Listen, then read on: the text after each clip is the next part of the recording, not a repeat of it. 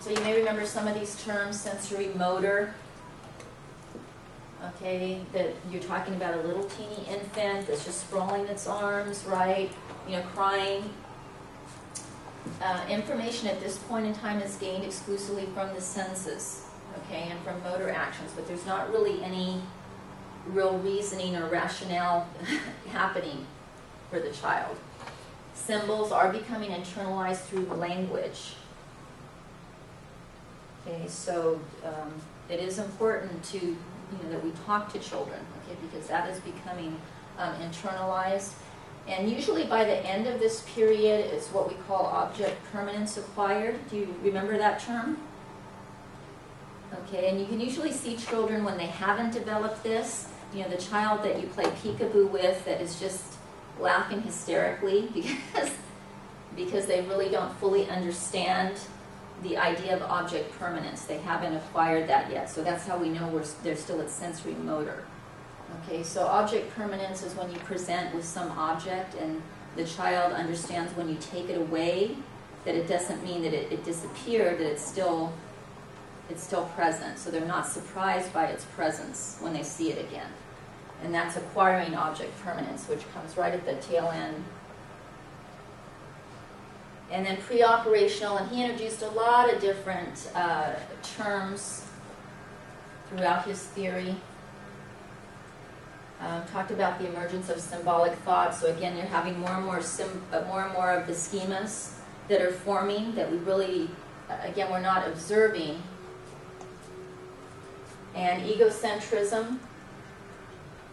So you have a child that you're talking to on the phone, and the child is telling you about something that the child is looking at, thinking that you can see it.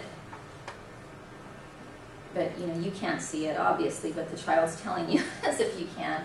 So that's egocentrism. And animism has to do with giving, I'm trying to remember this one. It has to do when the child is able to give human-like characteristics to animals. And centration, sometimes we see that with these children too, and that's a focus on just doing things a particular way. They only see one way to do it. So if you give them a task, they can only do it one way. Concrete and formal operations are last, and so we see these later in development. And again, we don't go into it hugely here because we went into it in our other training. But some of the other theories that are worthwhile if you want to take more of a look at in detail are sociocultural perspective, which is a very unique perspective, quite different from Piaget's. Lev Vygotsky is emphasizing the social world, what's happening on the outside of the child, that is actually what's impacting cognitive development. And what's happening between interactions that the child has with other people, that's impacting child development. And Vygotsky also thought that language is the foundation for thought, that interaction that includes language, that is what prompts cognitive development. And information processing is a newer theory on the block. And basically, these are people that felt that essentially our brain is very much like a computer, works like a computer. There's an input end and an output end.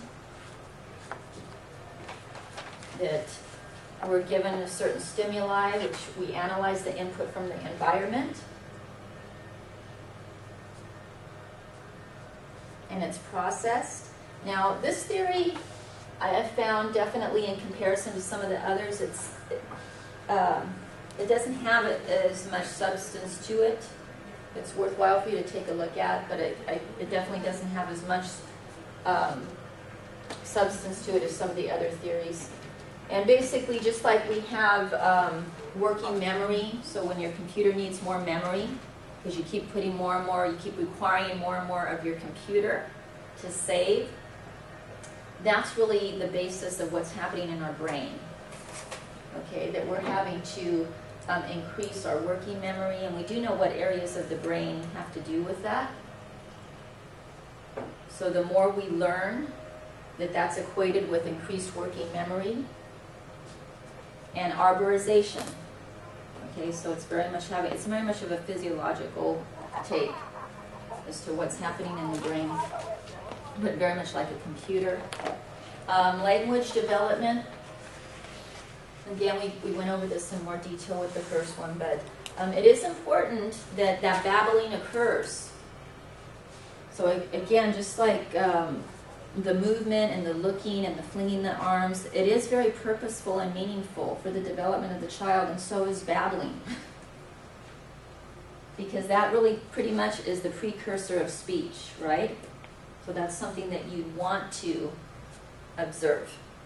And if we didn't have any of these things happening, then there would be cause for some concern there as to why that's not happening.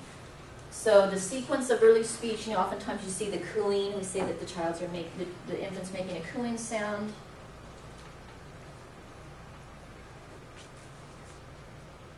And they may say ma, ma, ma, ma. So they'll keep repeating a consonant over and over. We see that.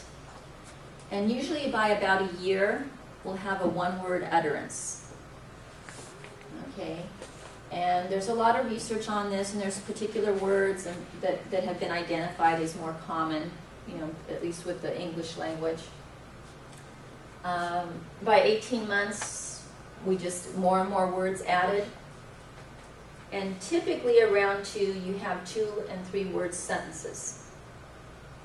So they're able to string out some sentences.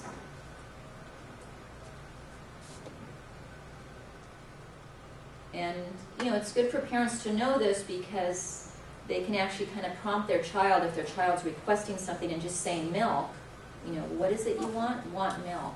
And then I want milk. So they keep adding on to it. But generally by around 2, they can attach 3 words. And again, you see variations of this, right? We all know that. You see kids that, by a year, some of them have already been saying a few words. Okay, and then we definitely see the other extreme. And there's some parents that, again, they get largely very concerned with that. Their child hasn't said anything, and they're already a year and they haven't said a word. Okay, well, there's a large variation. It's not a huge cause for concern at that point, but probably around 15, 18 months, again, if we're not having any single words, that would be a cause for concern. Okay. And social and emotional development, we talk about socialization. And this is largely cultural, right? Depending upon which culture, what your ethnic background is going to be different. But this is actually the process of learning socially accepted attitudes. And then also equates to behaviors that reflect the attitudes and the values of the culture. So when we had the other training that talked about problem behaviors, again, it's what's identified as a problem behavior within that culture. And we talked about different theories of learning, if you remember, because largely that's how children learn these behaviors and attitudes. Remember modeling, and we talked about Bandura? That's huge.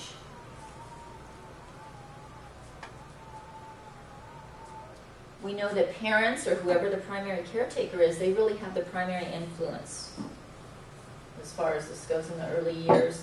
Later on, as the children grow and then they're in school, which now is much earlier than before, peers are of great importance. So parents may be concerned because the child's learned a certain word and they never taught them that word. So where did they get that word from? Well, it's, again, if they're playing with other children, right, they go to other contexts, it's not just, exposed to you, and then also they're watching TV. There's a lot of different outlets, maybe watching television. So yes, it may be that they didn't learn it from you, but it's through other outside sources. And we know largely that parenting styles contribute to social competency.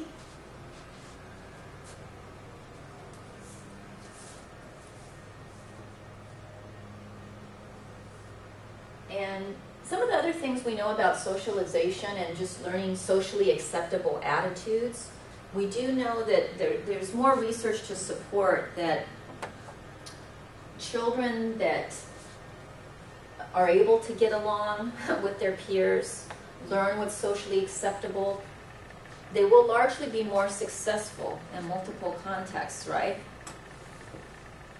And also, largely they've developed already some coping skills.